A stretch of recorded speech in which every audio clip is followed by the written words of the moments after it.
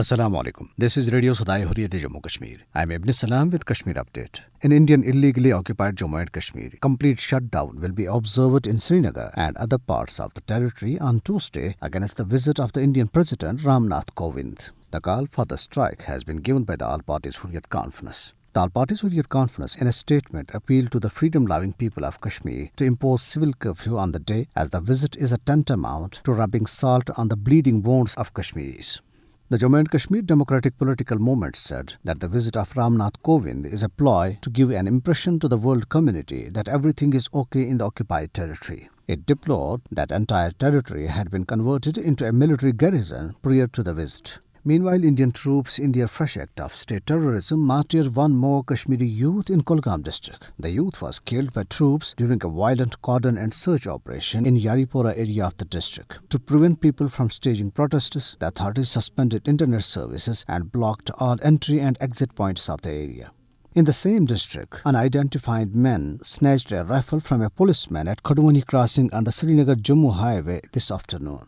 On the other hand, another Indian soldier deployed in Indian illegally occupied Jammu and Kashmir committed suicide. BSF man Prem Prakash shot himself dead with his service rifle in Koil Airport area of Pulwama district on Sunday. The incident raised the number of such deaths among Indian troops and police personnel in the Indian illegally occupied Jammu and Kashmir to 509 since January 2007. The occupational troops continued their violent cordon and search operations launched 2 days ago in more than half a dozen villages of Bandipora and Rajouri districts.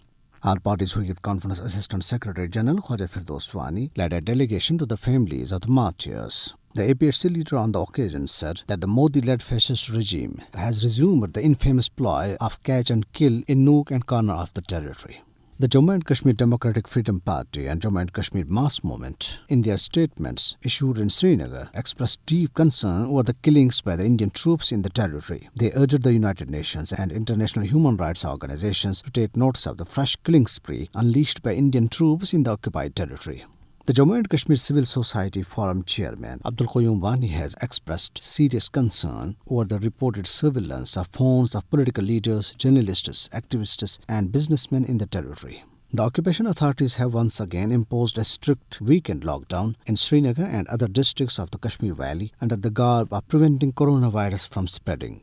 Pakistan has categorically rejected the statement of Indian State Minister for External Affairs regarding the Jammu and Kashmir dispute, situation in Afghanistan and China-Pakistan Economic Corridor. Pakistan's Foreign Office spokesperson Zahid Hafiz Chaudhry said India cannot divert attention from its illegal occupation and human rights violations in its illegally occupied Jammu and Kashmir with fabricated claims. And this is for now. Have a good night and keep listening Radio Sadaye, Hurriyet, Jammu, Kashmir.